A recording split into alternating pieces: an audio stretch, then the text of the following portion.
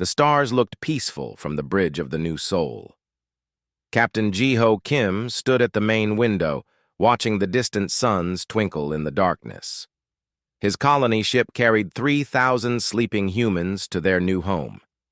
They had traveled for 2 years through empty space, looking for a planet where they could build a new life. "Captain," called Sung-ho Lee from his station. He was the ship's translator, a young man who knew many alien languages. "I'm getting signals from somewhere ahead." Ji-ho walked over to look at the screens. Green dots moved across the display. Ships.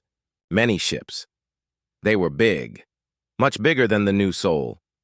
The shapes looked strange, not like anything humans had built.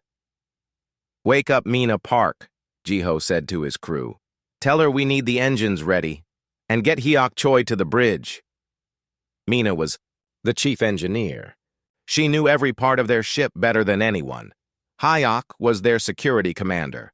If there was going to be trouble, Ji-ho wanted him close by. The alien ships came closer. They were long and dark, with sharp edges that looked like knives. Red lights blinked along their sides.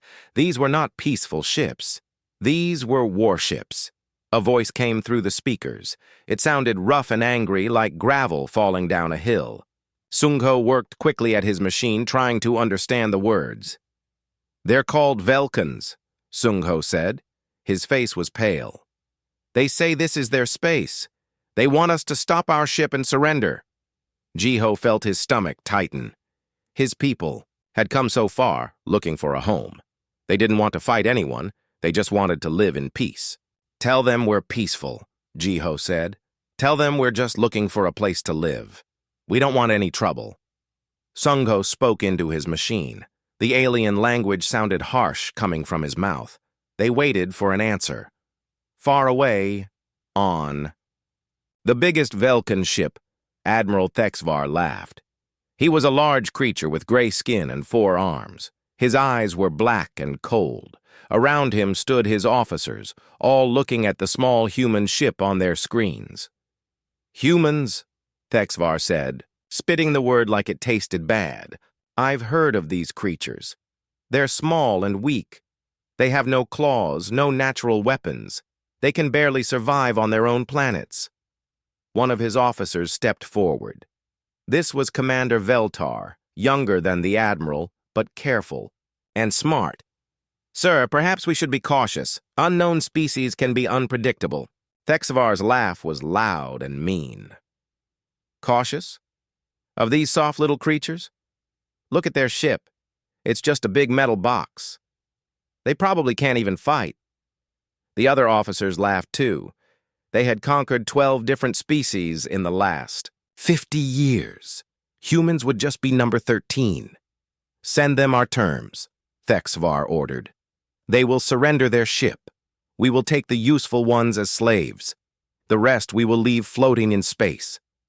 Back on the New Soul, Sung-ho's face went white as he heard the alien message. His hands shook as he turned to Captain Ji-ho. "Captain," he said quietly, "they want us to become their slaves. If we don't surrender, they'll destroy our ship and kill everyone." The bridge went silent. Mina Park had arrived and heard the last part. She was a small woman with oil-stained hands, but her eyes were sharp and angry. Hyok Choi stood beside her, his hand resting on his weapon. "How many ships do they have?" Ji-ho asked. 12, answered Yuna Shin from her post.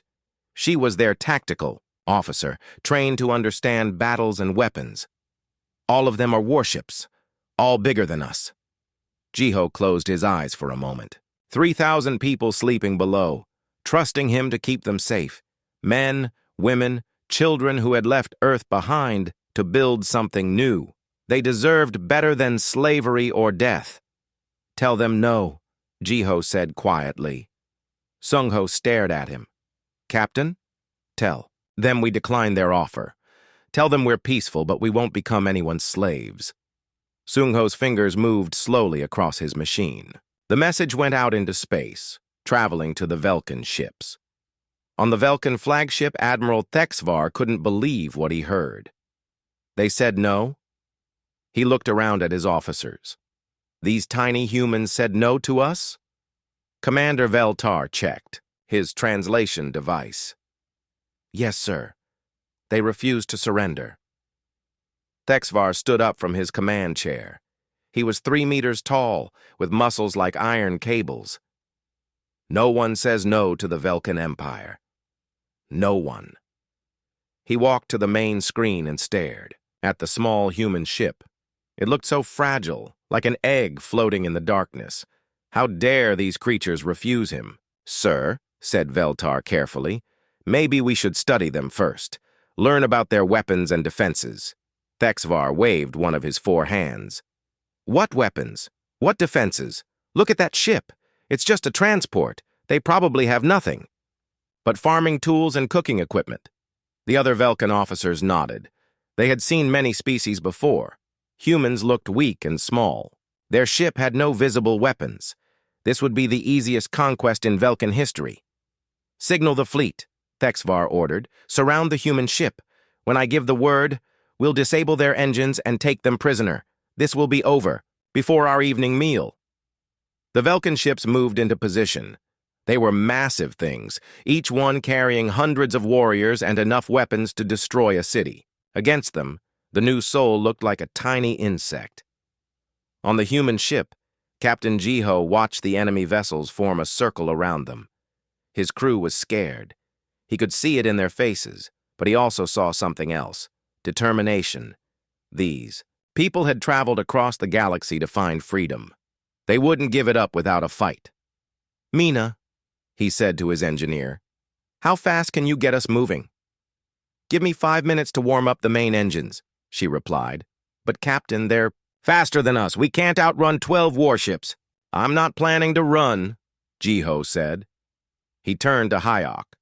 How many security people do we have? 50 trained fighters, Hayok answered, plus about 200 colonists with basic training. Why? Jiho smiled, but it wasn't a happy smile. It was the smile of a man who had been pushed too far. Because we're going to show these aliens what humans do when someone threatens our families. Admiral Thexvar settled back in his command chair. Around him, his officers prepared for the easiest battle of their careers. The humans were trapped, outnumbered, and outgunned. They're just humans, Thexvar said to his bridge crew. Weak. Little creatures who barely know how to build proper starships. This will be so simple that our warriors won't even need to fight. The words echoed through the Velkan fleet. They're just humans. Every Velkan soldier and officer heard it. Every one of them believed it. None of them knew they had just made the biggest mistake in their species' history. The Velkan ships moved like hungry sharks around the new soul. Admiral Thexvar watched from his command bridge as his warships took their positions. 12 massive vessels against one small human transport. This would be the shortest battle in Velkan history. All ships in position, Admiral, reported his communications officer. Thexvar nodded. Signal the humans one final time. Tell them they have 60 seconds to surrender, or we will take their ship by force. On the new Soul, the crew worked with quiet urgency. Captain Jiho Kim stood in the center of the bridge, watching his people prepare for what seemed impossible. Mina Park's fingers flew over her engineering controls, her face tight with concentration. Captain, called Hyuk Choi from his security station. The mining teams are ready. They've moved all the heavy equipment to the outer decks like you asked. Jiho nodded. The new Soul wasn't just a transport ship. It was a colony vessel, built to establish settlements on new worlds. That meant it carried mining lasers, construction equipment, and industrial fabricators. Tools for building a new home. But tools could be weapons if you knew how to use them. Yuna, Jiho said to his tactical officer, are the defensive systems online? Yuna Shin looked up from her console. She was young, but she had trained for situations like this. Yes, sir. All systems are ready. But, Captain, those ships have real weapons. Military-grade lasers and missiles. We're just a civilian vessel. Every ship is civilian until it needs to fight, Jiho replied. He touched the communication button. All hands. This is the captain. In 30 seconds, 12 enemy warships are going to try to capture us. They want to make slaves of our families and friends. I say we show them what humans think of that idea." Throughout the ship, colonists ran to their positions. These weren't soldiers. They were farmers, engineers, teachers, and doctors. But they were also parents and children and people who had traveled across the galaxy to be free. Sung-Ho Lee listened to the alien transmission and turned pale. "Captain, they're demanding surrender. They say if we don't submit in 60 seconds, they'll disable our ship and take us by force." "Tell them," Ji-Ho said slowly, "that humans don't surrender. Not today, not ever." The message went out. On the Velkan flagship, Admiral Thexvar heard the translation and laughed again. "These creatures are either very brave or very stupid. Either way, they'll learn to obey soon enough." He raised one of his 4 hands. "All ships, prepare to fire. Target their engines and weapon systems. I want them helpless, not dead. Live slaves are worth more than corpses." The 60 seconds passed like a slow heartbeat. Then the Admiral dropped his hand. "Fire!" 12 Velkan warships opened fire at once. Energy beams and explosive missiles flew toward the small human ship. The space around the new Sol lit up like a deadly fireworks show, but something was wrong. The human ship didn't explode. Instead, a shimmering barrier appeared around it, deflecting most of the incoming fire. The few shots that got through hit thick armor plating that shouldn't have existed on a civilian transport. "What?" Admiral Thexvar stood up from his chair. "How is that possible?" On the new Sol, Mina Park grinned as her modifications worked perfectly. "Adaptive shielding is holding, Captain. The mining equipment is working better than I hoped." She had taken the ship's mineral processing shields and combined them with their construction equipment. Instead of protecting against space dust and asteroid fragments, they now stopped laser fire and missiles. "Good work, Mina," Ji-Ho said. "Now let's show them what we can do." He pressed his communication button. "All teams, execute Plan Alpha." The new Sol suddenly sprouted weapons that hadn't been there before. Hidden panels opened along the hull, revealing mining lasers that had been modified for combat. Industrial. Fabricators launched clouds of metal debris like massive shotgun blasts. Construction mechs designed for building colonies turned their tools toward the enemy ships. Hyok Choi coordinated the attack from his station. "Team 1, target the ship. On our left. Team 2, focus fire on their engines. Team 3, prepare the surprise." The surprise was Mina's masterpiece. She had taken their asteroid mining charges and turned them into guided missiles. Each one could crack open a small moon. Against starship armor, they would hit like the fist of an angry god. The first Velkan ship to die was the destroyer Velkrath. It had moved too close, thinking the humans were helpless. A modified mining laser cut through its shields like they were made of paper. The beam sliced the warship in half, and secondary explosions lit up space like a small sun. "Impossible!" Admiral Thexvar shouted. "How did they do that?" His tactical officer was checking his screens with shaking hands. "Sir, their weapons are reading as mining equipment, but they're more powerful than our military lasers, and they're using some kind of adaptive targeting system I've never seen before." A second Velkan ship, the cruiser Death's Edge, exploded as one of Mina's mining charges hit its reactor core. The blast was so bright that even the Velkan bridge crew had to shield their eyes. Commander Veltar grabbed his admiral's arm. "Sir, we need to retreat. These humans are not what they appear to be." But Thexvar was too angry to think clearly. "No, they're just humans. We outnumber them 10-1. The third Velkan ship died when Hyok Choi used their construction mechs, in a way no one had ever tried before. The giant robots, designed to build cities, instead grabbed onto the enemy vessel and tore it apart with their industrial tools. They ripped through the hull like children tearing paper, venting the ship's atmosphere into space. "Admiral," called his communications officer, "Captain Morthak's ship is gone. The humans destroyed it with construction equipment." Thexavar stared at the tactical display. 3 of his ships were gone, destroyed by creatures he had called weak and helpless. The remaining 9 Velkan vessels were pulling back, their commanders suddenly unsure about this easy battle. On the New Sol, Captain Jiho watched the enemy ships retreat. His crew was cheering, but he knew this was just the beginning. They had surprised the Velkans once. It wouldn't work again. "Damage report," he called. "Minor hull damage," Mina replied. "Our shields held better than I expected. But, Captain, we used a lot of power. If they come back..." "They'll come back," Jiho said grimly. "And next time they'll bring more ships." Yuna Shin looked up from her tactical display. "Captain, I'm detecting emergency transmissions from the enemy fleet. They're calling for reinforcements." The Velkan ships had stopped firing and were now keeping their distance, but Jiho could see them on his screens, circling like wounded predators. Admiral Thexavar was probably very angry right now. "Sir," called Hayok from his station, "we're getting a transmission from the enemy flagship." "Put it through," Jiho ordered. "Admiral." Thexavar's voice came through the speakers, no longer laughing. Now he sounded furious and confused. "Humans! What sorcery is this? What weapons do you carry?" Jiho smiled and picked up the communication device. "No sorcery, Admiral. No secret weapons. Just human engineering and the will to be free." There was silence from the Velkan ship. Then Thexavar spoke again, his voice low and dangerous. "This is not over, humans. I am calling for the full battle fleet. 50 warships will come for you. 50 ships will hunt you down and make you pay for this insult." "Let them come," Jiho replied.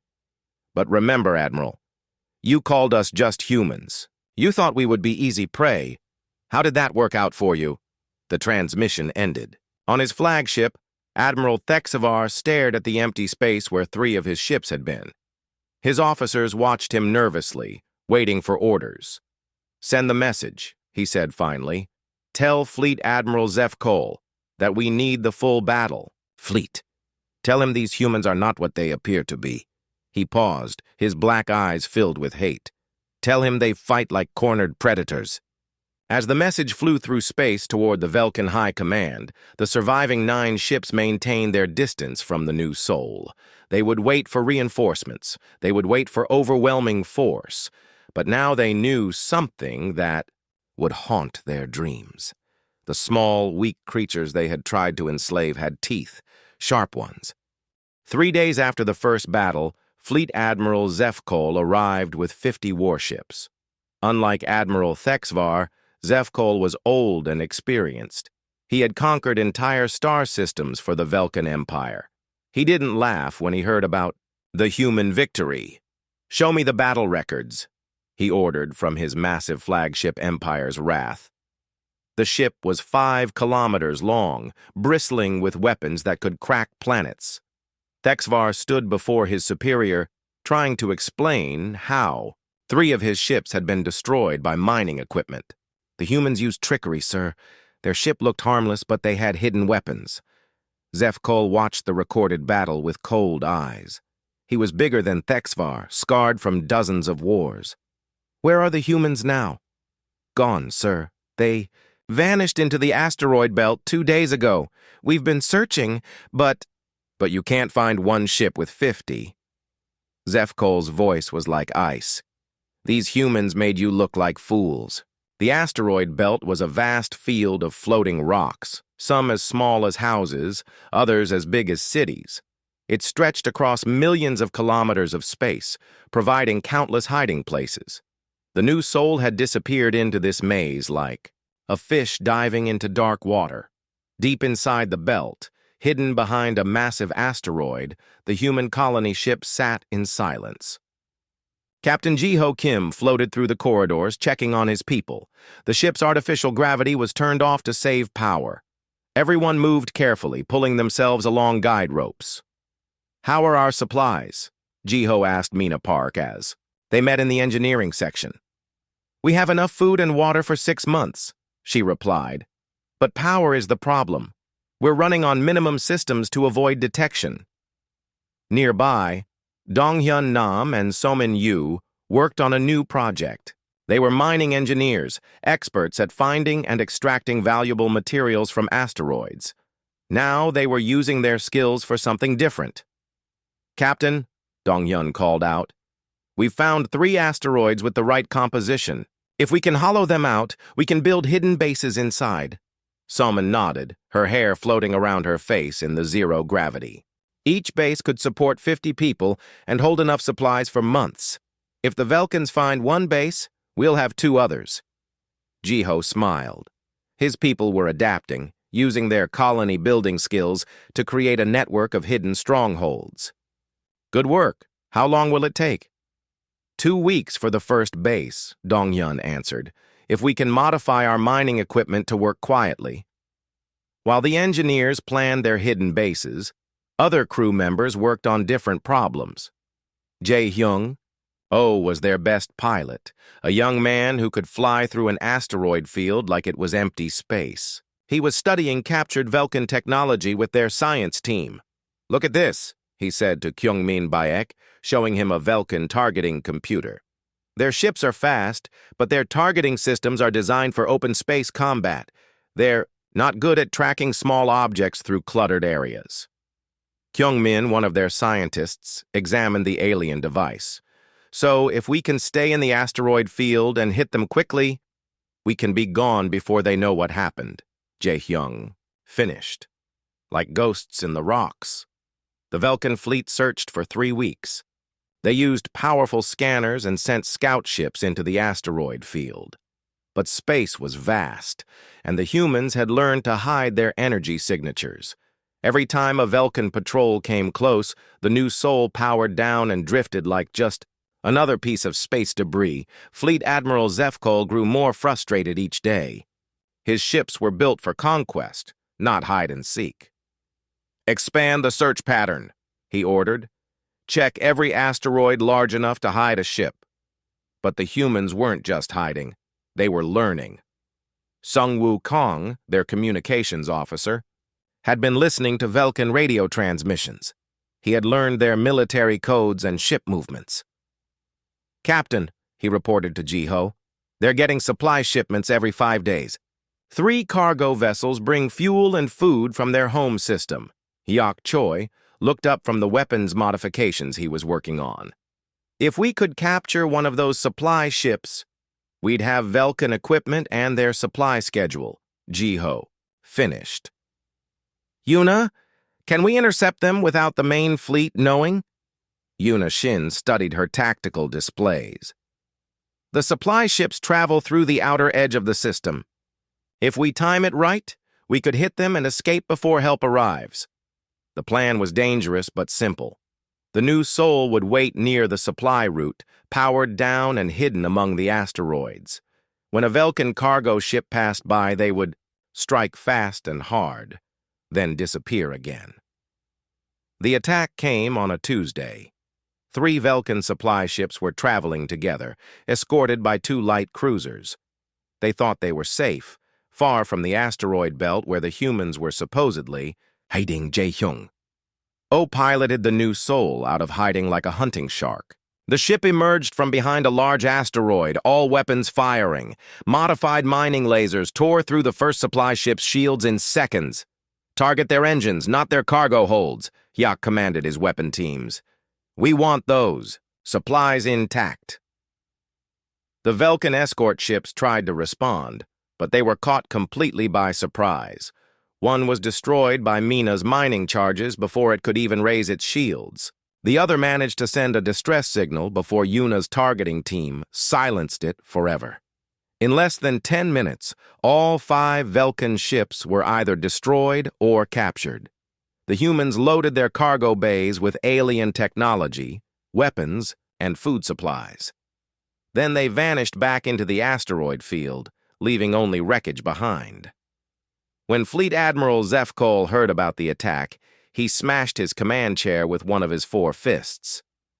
"They're not just hiding," he growled to his officers. "They're hunting us." "Sir," suggested Commander Veltar, "perhaps we should call for more reinforcements." These humans are proving more dangerous than we expected. Zefkol's black eyes blazed with fury. More ships? We have 50 warships.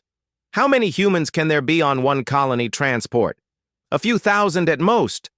But the humans weren't fighting like a few thousand colonists. They were fighting like a coordinated military force. Every attack was perfectly planned. Every retreat was flawlessly executed. They seemed to know where the Velkan ships would be before the Velkans knew themselves. The truth was simpler than Zefkol realized. The humans were doing what humans had always done when facing a larger enemy.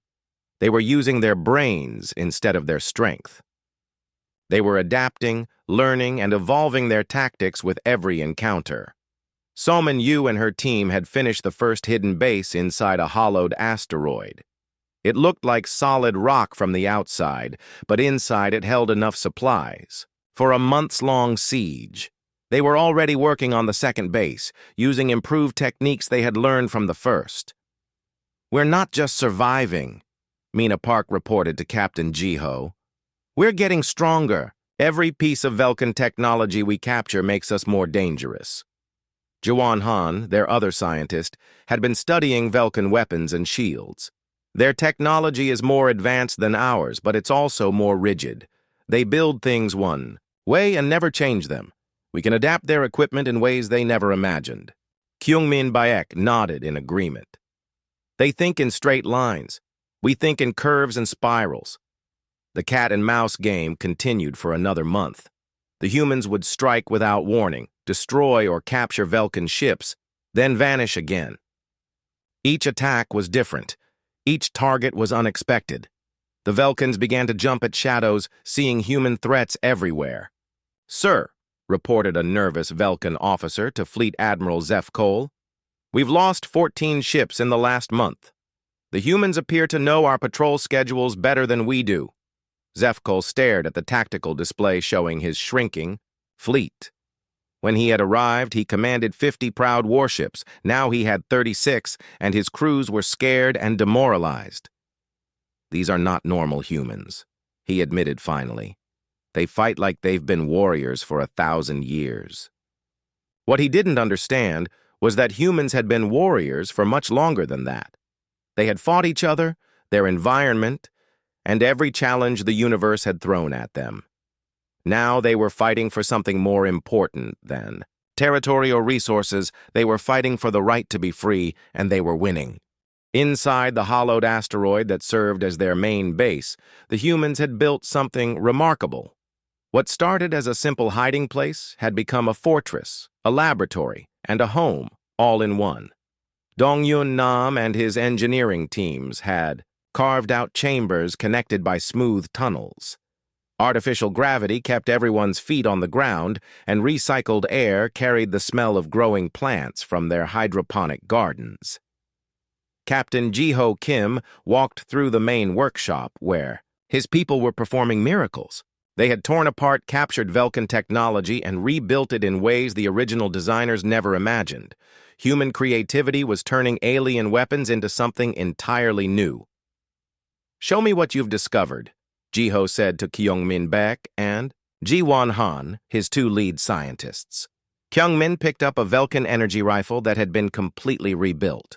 "Their weapons are powerful but inflexible. They're designed to work only one way. But if you change the power coupling and modify the focusing crystal..." He fired the weapon at a test target. Instead of a simple energy bolt, it released a spreading web of electricity that could disable multiple targets at once. Jiwan held up a piece of Velkan armor plating. "Their personal protection is almost impenetrable from the front, but it has a critical weakness. The power distribution system runs along the back in exposed conduits. We've modified our mining tools to target those specific points." "And this," said Mina Park, leading them to her latest creation, "is my favorite." She had taken a Velkan shield generator and combined it with human adaptive software. "Their shields are designed to stop known weapons, but our computers can analyze incoming fire and change the shield frequency in real time. It's like armor that learns how to protect itself." The workshop buzzed with activity. Humans worked alongside salvaged Velkin machines, creating hybrid technology that neither species could have built alone. Tools designed for mining asteroids had become precision weapons. Computers meant for navigation now cracked alien codes in seconds. Sungwoo Kang looked up from his communication station, where multiple screens showed intercepted Velkin transmissions. "Captain, I've broken their command encryption. I know where their sector headquarters is located." Jiho walked over to look at the data. "Show me." Sungwoo brought up a star map on his main screen. "It's called Velthanor Prime, about 15 light years from here. It's the administrative center for this entire region of space. All Velkin military operations in 12-star systems are controlled from there." Hyok Choi joined them at the display. "How heavily defended is it?" 30 permanent defense platforms, plus the orbital shipyards where they build their warships. The planet itself has a population of 2 billion Velkins, mostly military personnel and their families. Ji-Wan Han had been listening from her workstation. "Captain, I've been analyzing the pattern of their reinforcements. Every ship that's come to hunt us was sent from Velthanor Prime. If they have a central command structure, then cutting off the head might kill the snake," Jiho finished. He studied the star map, his mind working through the implications. The Velkins had been sending ships to hunt them for months, but they always came from the same source.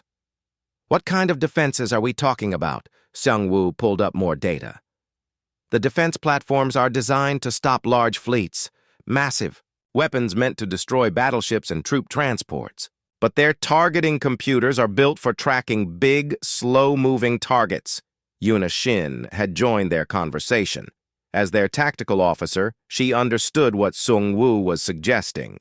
Small, fast ships might be able to get through their defenses. "It's more than that," added Kyung-min, bringing over a captured Velkin tactical manual. "Their entire defense philosophy is based on facing other Velkin-style forces. Large ships, predictable tactics, conventional weapons. They're not prepared for human-style asymmetric warfare." Captain Jiho looked around at his team. These weren't soldiers. They were colonists, farmers, engineers, and scientists. But months of fighting for their lives had turned them into something the galaxy had never seen before. They were thinking, thoughts that no Velkin military planner had ever considered. "What are you suggesting?" he asked quietly. Mina Park was the first to speak. "We could take the fight to them. Instead of waiting for them to hunt us down, we go after their home base." "It's insane," admitted Hyok. "We're talking about attacking the most heavily defended planet in this sector of space. With one ship," added Yuna, "against defenses designed to stop entire fleets." Dong-Yun Nam looked up from the mining equipment he was modifying. "Actually, it might work. Our mining charges could crack a planet's crust if we placed them correctly. And our modified shields could protect us long enough to get close." Soman Yu nodded in agreement. "We've been thinking like prey, hiding and running. But humans aren't prey animals. We're apex predators when we need to be." Jiho felt a chill run down his spine. His people were suggesting something that violated every rule of military strategy. Attack the enemy's strongest point with your weakest force. It was either brilliant or suicidal. Maybe both. "There's something else," Sungwoo said quietly. "I've been monitoring their communications for weeks. They're not just hunting us. They're planning to find and enslave every human colony in known space. This isn't just about us anymore." The workshop fell silent. Everyone understood what that meant. Earth was far away, but there were dozens of human settlements scattered across the galaxy. Small groups of pioneers who had left their home world to build new lives among the stars. If the Velkins succeeded here, they would hunt down every human community they could find. Ji-Wan Han spoke first. "How many people are we talking about?" "Maybe 1 million humans across all the colonies," Seung-woo answered. "Families, children, entire communities that have no idea what's coming." Jae-Hyung-oh had been quietly listening from his pilot station. "So if we run, they'll keep hunting. If we hide, they'll eventually find us. But if we hit them where it hurts, we might convince them that hunting humans is more trouble than it's worth, Jiho finished. Mina Park was already pulling up engineering diagrams on her screen. The new Soul was built to carry colony equipment. We could modify the cargo bays to hold our most powerful mining charges, turn the whole ship into a kinetic weapon. And our shield modifications would let us survive their defensive fire long enough to reach the planet, added Kyung-min. Hyuk looked at the tactical data with a soldier's eye. Their orbital platforms are positioned to create overlapping fields of fire against large targets. But if we came in fast, using the planet's gravity well and electromagnetic field for cover, we might actually reach the surface, Yuna concluded. Captain Jiho walked to the main window of their asteroid base. Outside, he could see the wreckage of Velkan ships they had destroyed, now being broken down for useful materials.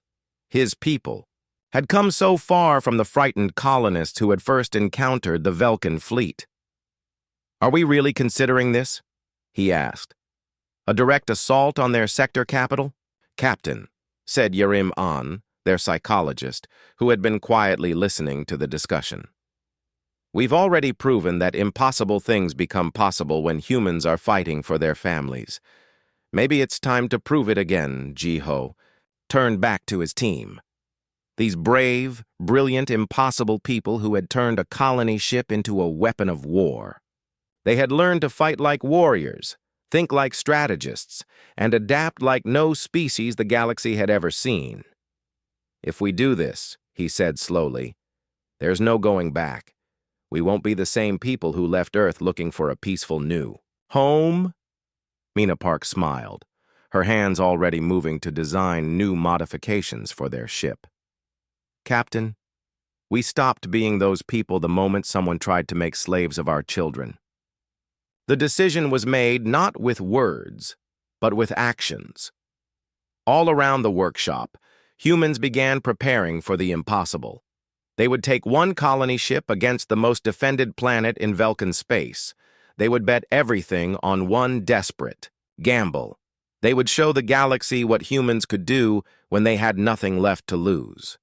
The small scout ship, Silent Wind, drifted through space like a piece of debris. It was barely large enough for two people and looked nothing like the sleek Velkan vessels that patrolled this system. Taehyun Lim and R.A.M. Jung had spent 3 weeks building it from salvaged parts and human ingenuity. "Velthanor Prime," Taehyun whispered as the planet came into view.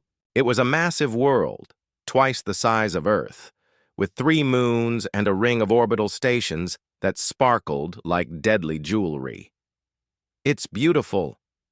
It's also the most heavily defended planet I've ever seen," Ariam replied, studying her scanner readings. As their infiltration specialist, she had trained for missions behind enemy lines, but this was beyond anything she had prepared for. The planet glowed with a reddish light from its twin suns. Huge cities covered the surface, connected by transport. Tubes that stretched across continents. Ships moved constantly between the surface and orbit, carrying supplies and personnel. This was the beating heart of Velkan power in this region of space. "Look at those defense platforms," Taehyun said, pointing to the orbital stations. Each one was the size of a city, bristling with weapons that could destroy a moon. 30 of them, just like Sungwoo said. Ariam was recording everything with hidden cameras. The weapons are all pointing outward, designed to stop attacks from deep space. They're not positioned to defend against something coming from the inner system. For 2 days, they watched the traffic patterns around Velthanor Prime. Cargo ships arrived every few hours, bringing supplies from across the Velkan Empire. Military vessels patrolled in predictable patterns. Everything was organized, efficient, and routine. "They're not expecting an attack," Taehyun observed. "Why would they? Who would be crazy enough to attack their sector capital?" "We would," Arium answered with a grim smile. "But look at this." She had been analyzing the patrol schedules and supply routes. Every 6 hours, there's a gap in the defensive coverage.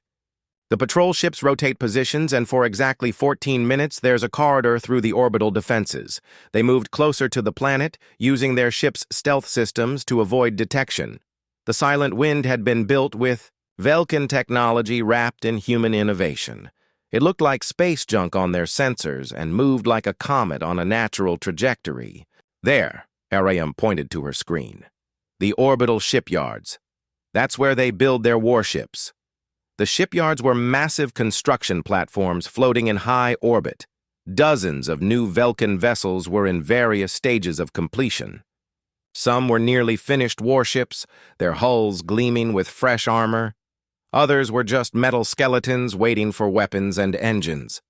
If we could destroy those shipyards, Tae-hyun said thoughtfully, it would cripple their ability to build new ships for years. More than that, Ariam added, studying the tactical data. Look at the power distribution network. The shipyards are connected to the planet's main power grid. If they go down, it could cascade through the entire system. They spent another day mapping the planet's defenses in detail. The Velkans had built their protection against conventional attacks. Their weapons were designed to stop large fleets approaching from outside the system. Their sensors looked for military-grade engines and weapon signatures. Their tactics assumed enemies would announce themselves and fight honorably in open space. None of their preparations had considered the possibility of a single small ship disguised as space debris, carrying planet-cracking weapons built from mining equipment.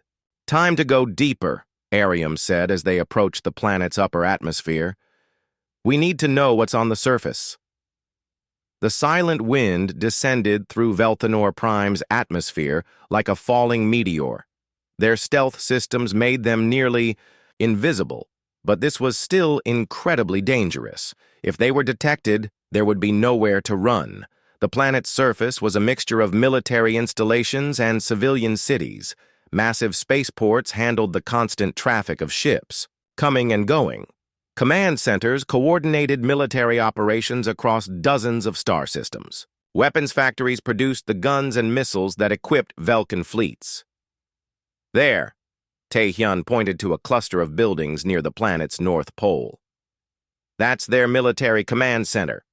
According to our intercepted communications, that's where they coordinate all operations in this sector. The command center was a fortress of metal and energy shields, protected by its own defense grid. But Ariam noticed something interesting. Look at the geological surveys. The command center is built on a fault line. If something triggered a seismic event, the whole thing could collapse into the planet's crust, Tae-hyun finished. And our mining charges are designed to fracture rock formations. They continued their reconnaissance, mapping weak points and defensive patterns.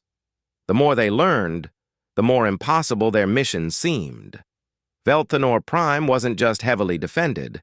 It was a fortress world designed to withstand any conceivable attack. But humans had a talent for conceiving inconceivable attacks. Wait, Ariam said as they passed over one of the planet's major cities. What's that celebration?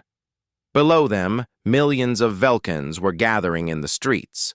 Banners hung from buildings, and ceremonial ships flew overhead in formation. The entire planet seemed to be preparing for some kind of festival.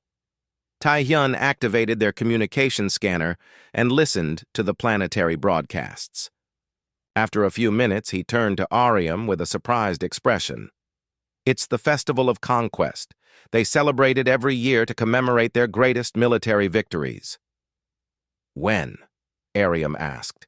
In 3 days, the entire planet will be celebrating. Military parades, ceremonies, demonstrations of their power. Tae-hyun paused as he realized the implications.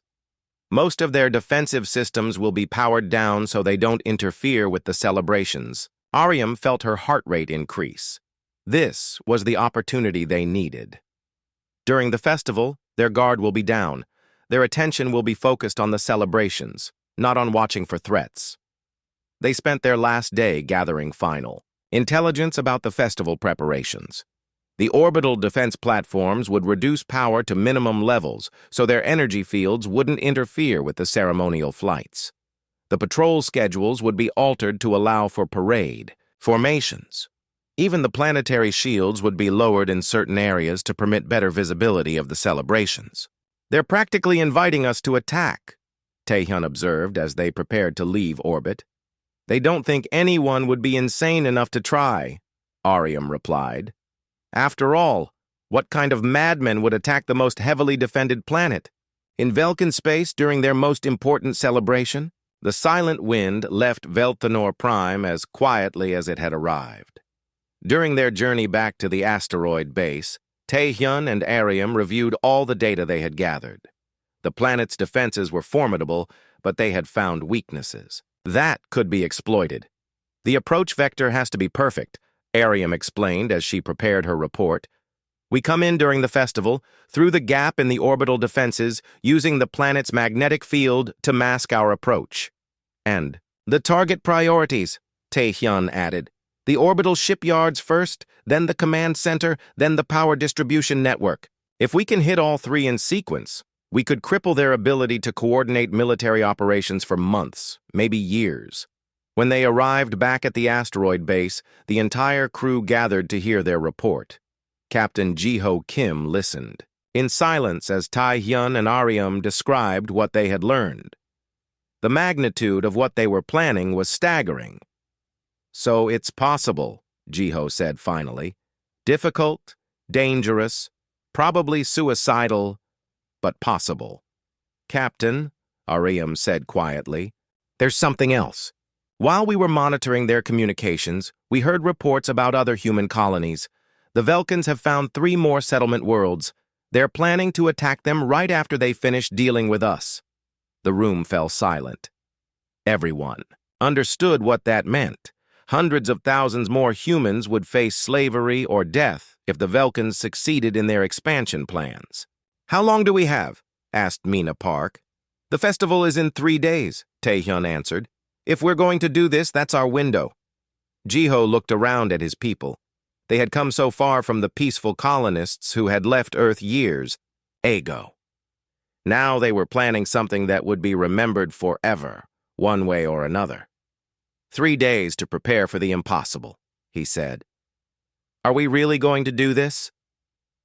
Wan Hoseo, who had been working on their stealth modifications, spoke, up from the back of the room. "Captain, we've already done the impossible.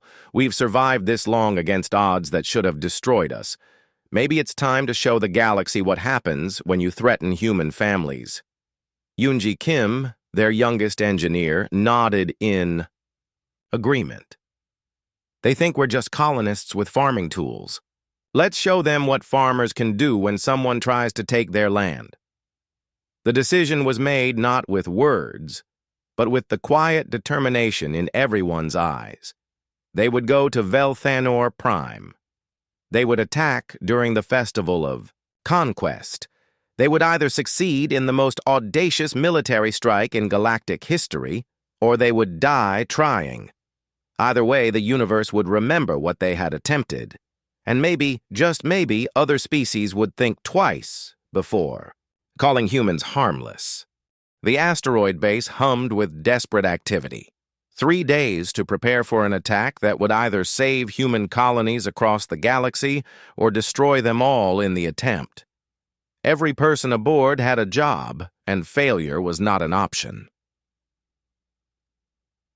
In the main workshop, Jinwoo Park and Hyun Cho worked side by side, modifying mining lasers into weapons of unimaginable power. Jinwoo had been a weapons specialist on Earth, designing tools for asteroid mining. Now he was turning those tools into planet crackers. "The crystal matrix needs to be perfect," Jinwoo explained to Haeyun as they adjusted the focusing array. "One small flaw, and the whole thing will explode in our faces instead of theirs." Haeyun wiped sweat from her forehead. She had been an engineer on a mining station before joining the colony mission. These lasers were designed to cut through rock formations, but at this power level, they could slice through a moon. They had taken the most powerful mining equipment from their ship and combined it with captured Velkan technology. The result was a weapon system that no Velkan engineer had ever imagined.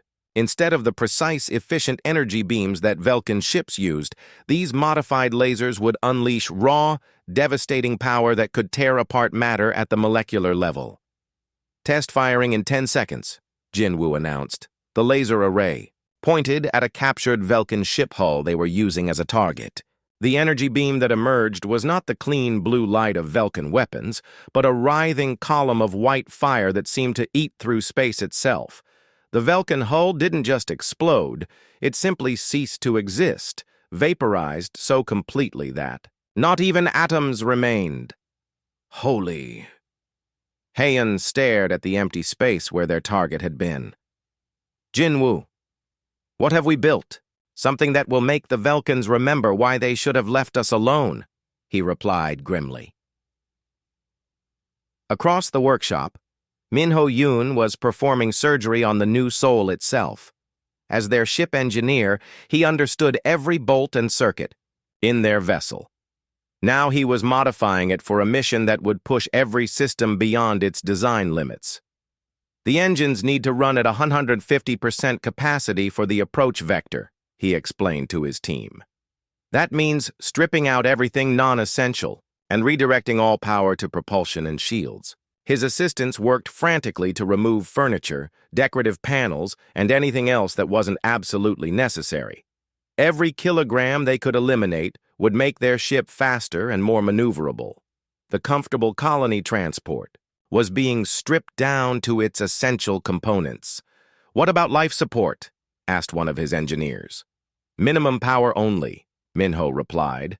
"We'll have just enough air and heat to keep everyone alive during the attack run. After that," he shrugged.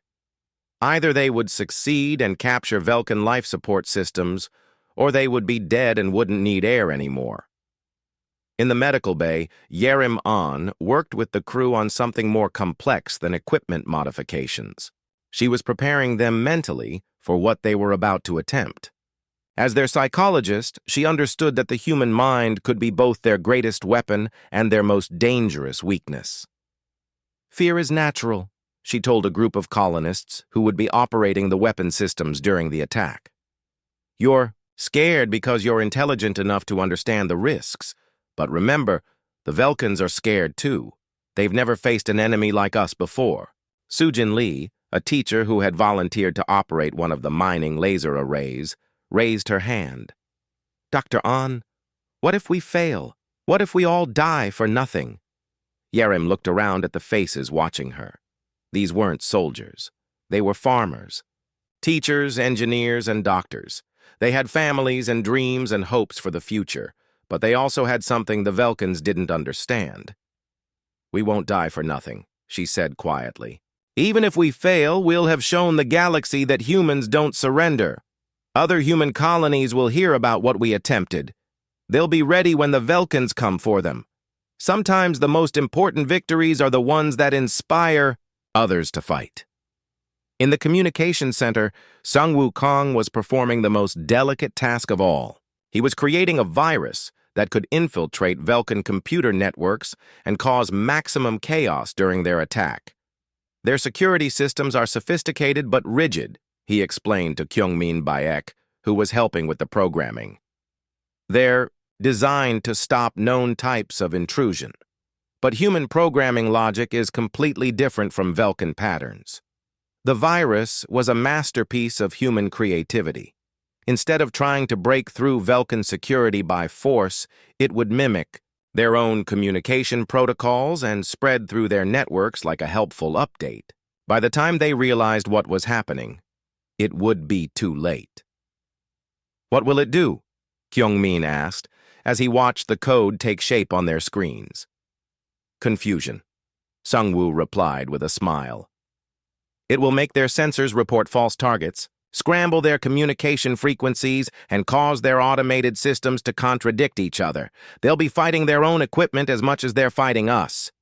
Captain Jiho Kim moved through the base, checking on each team's progress. The transformation was remarkable. In just 3 days, his people had turned themselves from refugees into the most dangerous military force the galaxy had ever seen. Not because they were stronger or more numerous than their enemies, but because they thought differently. How? Are the shield modifications coming along? He asked Mina Park.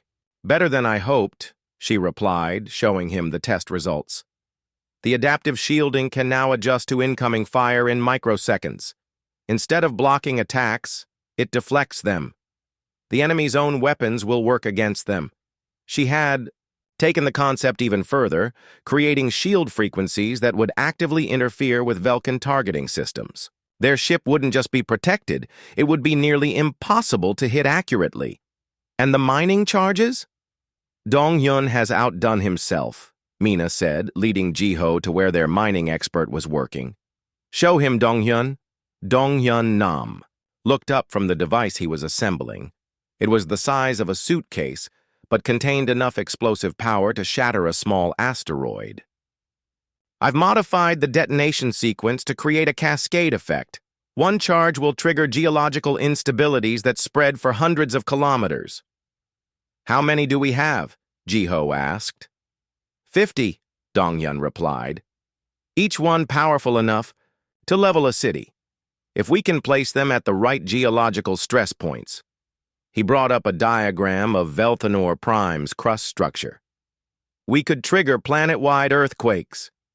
Ji-ho stared at the display. His people weren't just planning to attack the Velkan capital.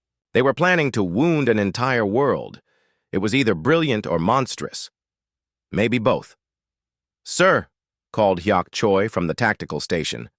We've finished the combat simulations. Want to see the results? The simulations showed their attack, planned from every angle. The approach vector through Velthanor Prime's electromagnetic storms, the strike on the orbital shipyards, the descent to the planet's surface, and the assault on the command center. Each phase was analyzed, timed, and optimized. What are our chances? Ji-ho asked. Hyuk was quiet for a moment. Honestly, Captain, if this were any other species attempting this attack, I'd say 0. Impossible. Suicide. But we're humans. We've already done 6 impossible things in the last 4 months. Maybe we can do one more. As the final preparations continued, the crew of the New Soul began to understand what they had become.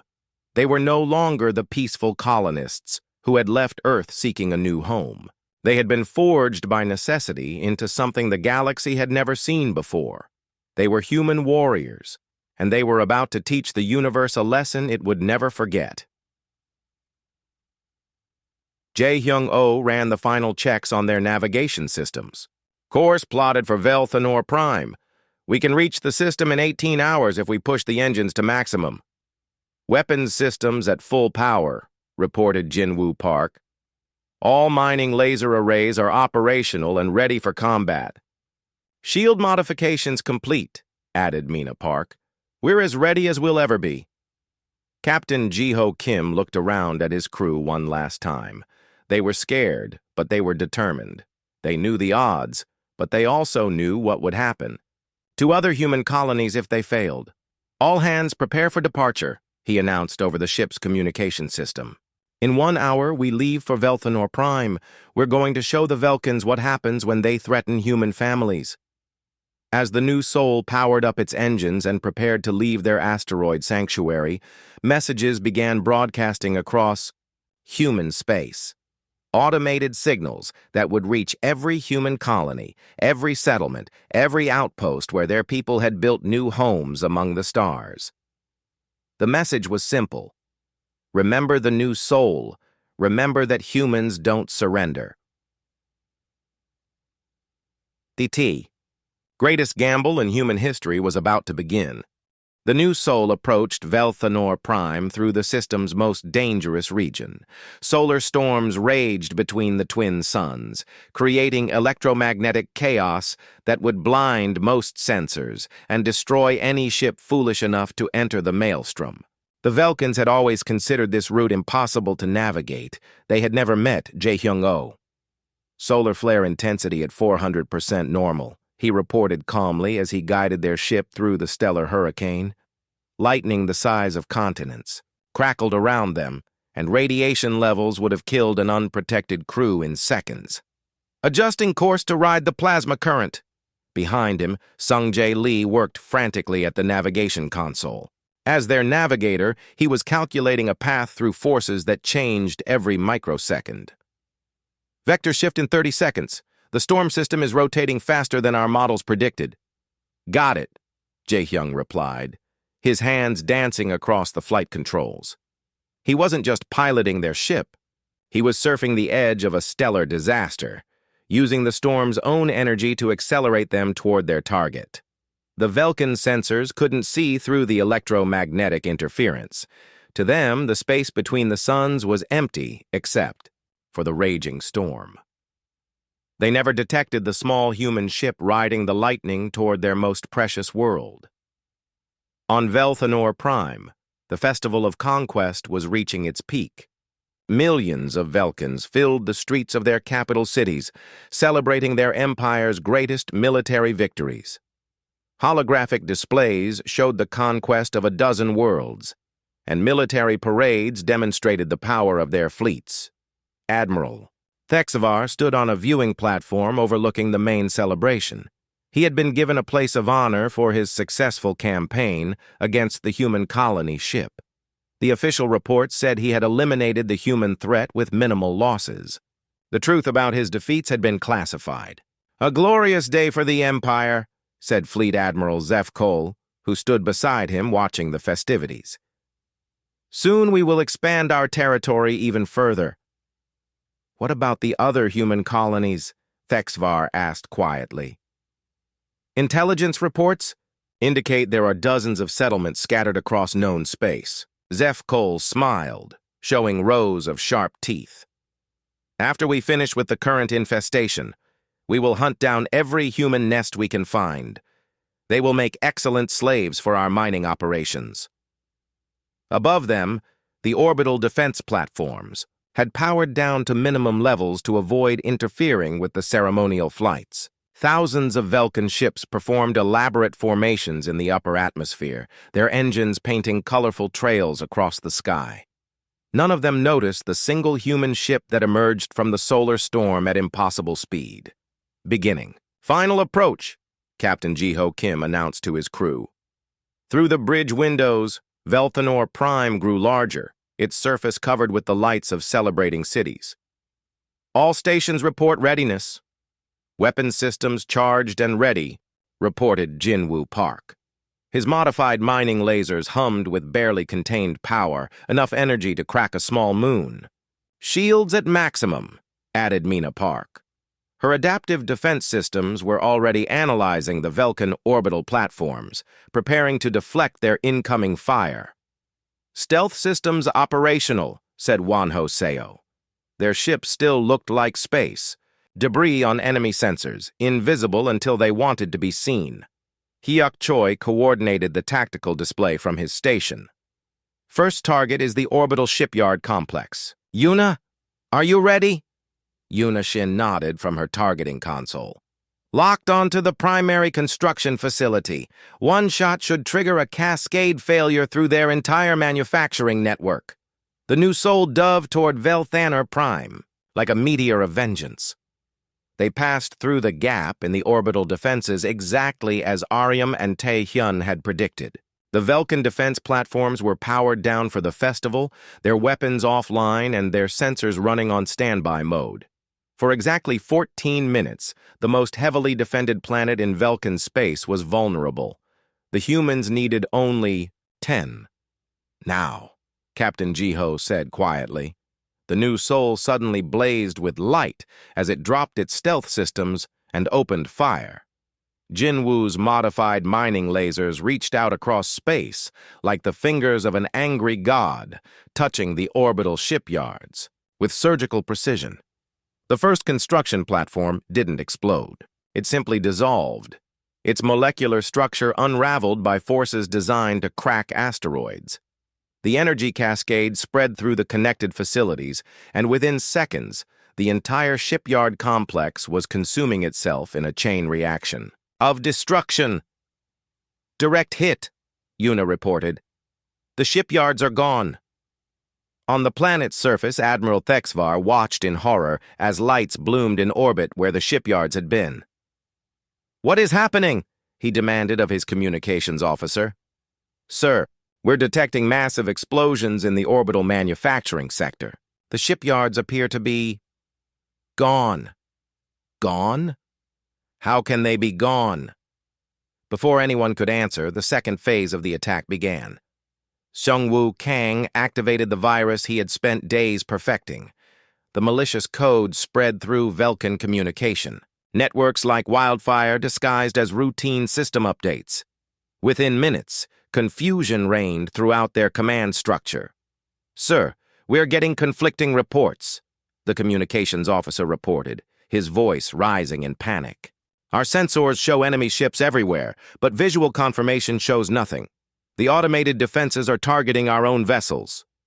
And, sir, added the tactical officer, our orbital platforms are reporting system malfunctions. Half of them think they're under attack by their own sister stations.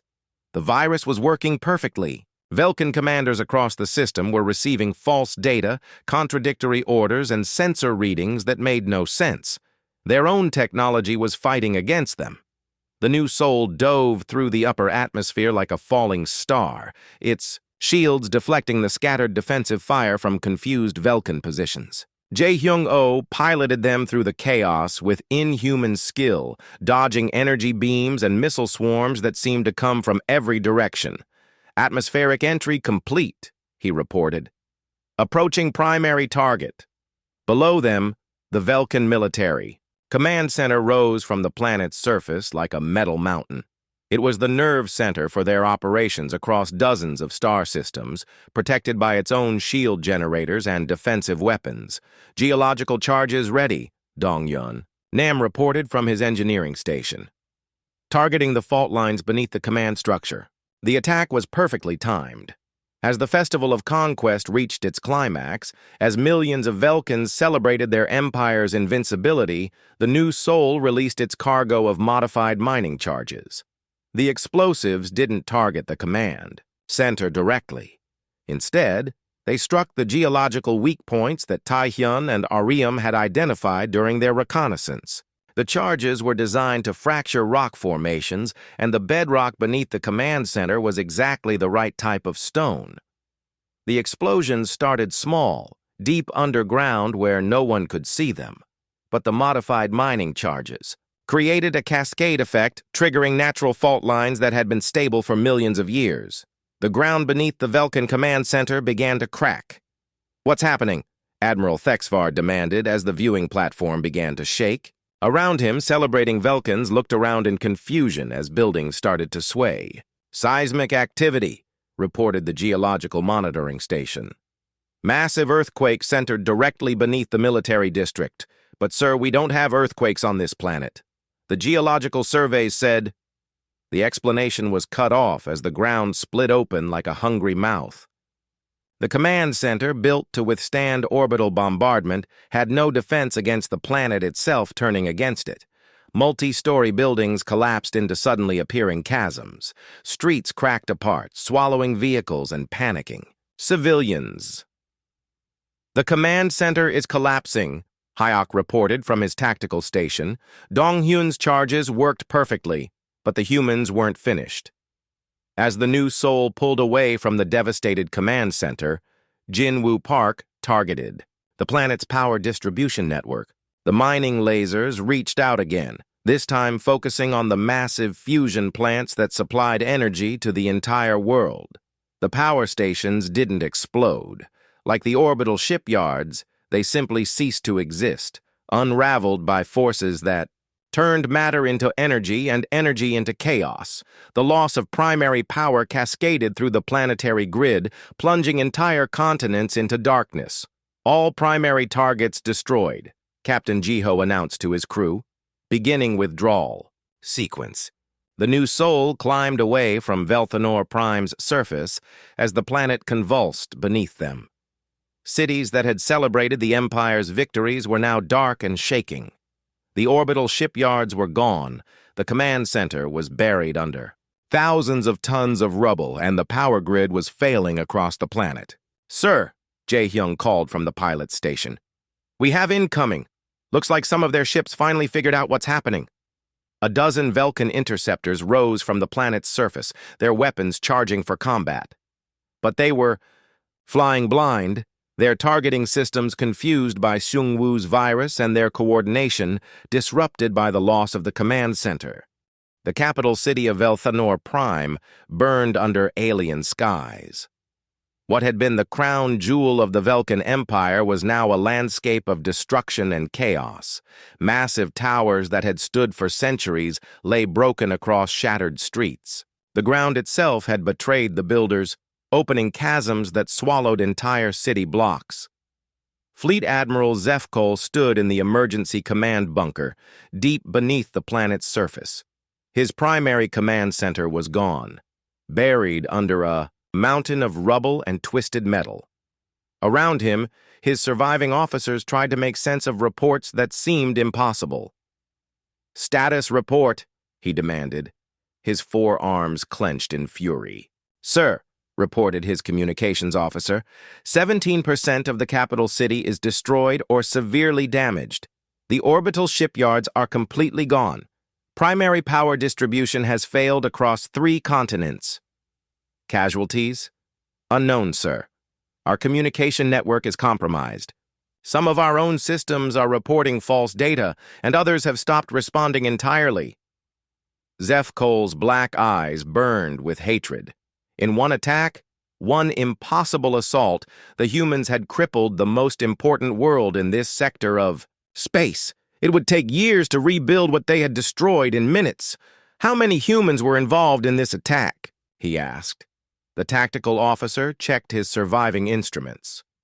"Sir, our sensors detected only one ship, the same colony transport we've been hunting for months." One ship. Zefkol repeated the words like a curse. One ship did this. Above them, the new soul continued its work of destruction. Dongyun Nam's mining charges had started a geological cascade that was still spreading across the planet's surface. Each explosion triggered new fault lines, new earthquakes, new avalanches of destruction. "The seismic activity is accelerating," reported Dongyun from his engineering station. "The charges worked better than I calculated. The planet's crust is more unstable than their geological surveys indicated." Captain Ji-ho Kim watched the devastation spread across Velthanor Prime's surface. Part of him felt sick at the scale of destruction they had unleashed. These weren't just military targets anymore. Civilian areas were collapsing.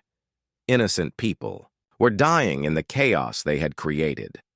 But another part of him remembered the Velkan threat to hunt down every human colony in known space. Remembered their casual discussion of slavery and genocide. Sometimes, to protect the innocent, you had to become terrible. "Captain," called Jinwoo Park from his weapons station, "we have one more target. The planetary communication array is still operational." The massive communication complex rose from a mountain peak near the planet's equator. It was the hub that connected Velthanor Prime to the rest of the Velkan Empire, carrying orders to fleets and colonies across dozens of star systems. "If we destroy it," added Yunashin, "they'll be cut off from their own empire for weeks, maybe months." Ji-ho nodded grimly. "Do it!" The modified mining laser reached out one final time, touching the communication array with devastating precision. The complex didn't explode. It simply vanished, its matter converted to energy in a flash of light that could be seen from orbit. Across the Velkan Empire, the sudden silence from their sector capital created panic and confusion. Fleets lost their orders. Colonies stopped receiving supplies. The carefully organized structure of imperial control began to crack like ice in the sun. "Sir," reported Seungwoo Kang from his communication station, "I'm intercepting emergency transmissions from across the Velkan Empire. Without their central communication hub, their military coordination is falling apart." He brought up the intercepted messages on his screen. Velkan fleet commanders were demanding orders that would never come. Colonial governors were requesting reinforcements that couldn't be dispatched. The loss of Velthanor Prime's communication array had created a cascade of confusion that reached across the stars. "Perfect," Jiho said with grim satisfaction. How long before they can re-establish communications? Months, Sungwoo replied. They'll have to physically send ships to each system with new orders. By the time they reorganize, every human colony in the galaxy will know what happened here. In the emergency bunker beneath the burning capital, Fleet Admiral Zefkol received the news of the communication array's destruction with the stoic calm of a career military officer watching his empire crumble. Sir, his communications officer reported with a shaking voice, we've lost contact with Imperial Command. We've lost contact with everyone. Zefkol closed his black eyes and tried to process the magnitude of the disaster.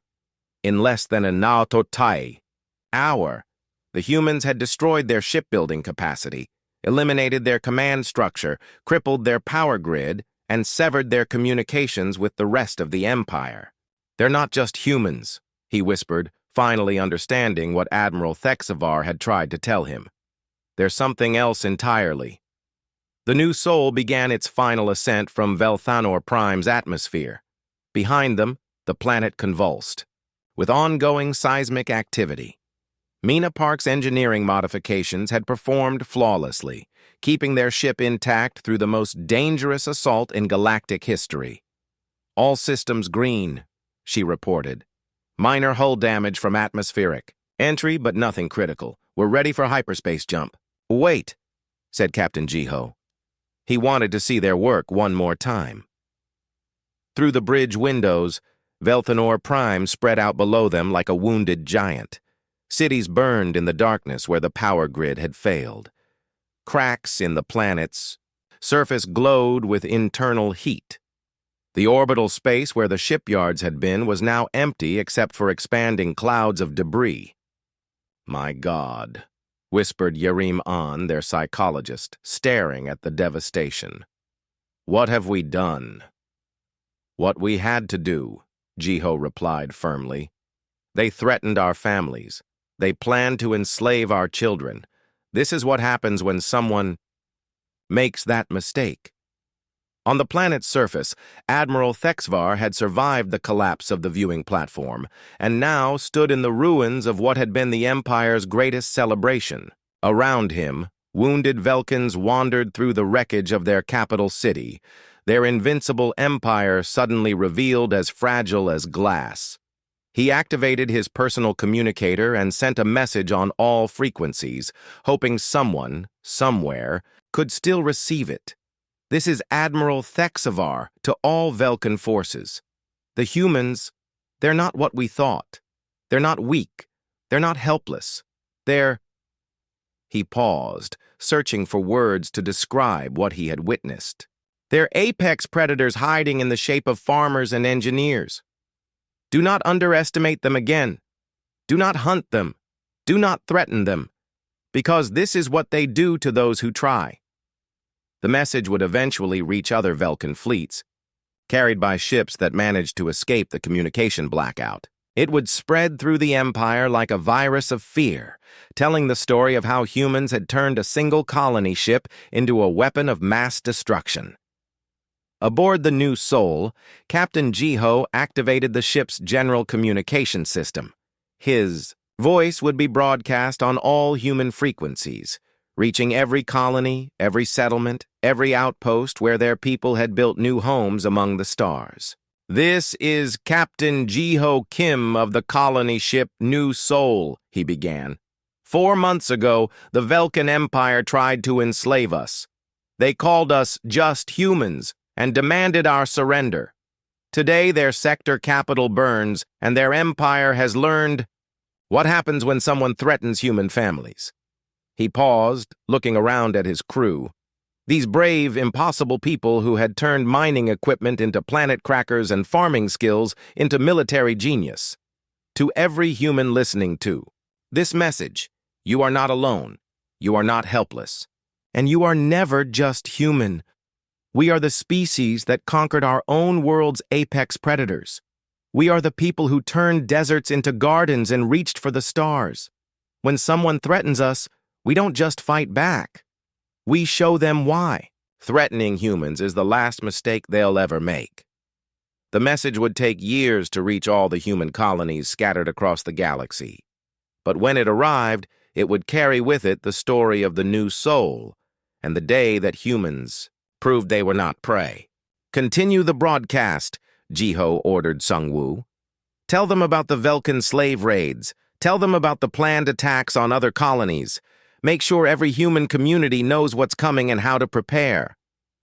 As the new soul prepared to enter hyperspace, Fleet Admiral Zefkol managed to send one final transmission from his ruined bunker. It was addressed to the Velkan High Command, but it would never reach them. The communication relays were gone, the orbital arrays were destroyed, and the ships that might have carried the message were either damaged or fleeing the system. "Emergency report to Imperial Command," he transmitted into the void. "Velthanor Prime has fallen to human attack. Repeat, the sector capital has fallen. One ship, one colony transport. They destroyed our shipyards, our command center, our power grid, and our communications. They are not the primitive species our intelligence reports indicated. They are the most dangerous enemy the Empire has ever faced." The message would bounce around the ruins of the communication network for hours before finally fading into static. But the few Velkan ships that managed to receive fragments of it would carry the warning to distant fleets. Humans were not to be underestimated.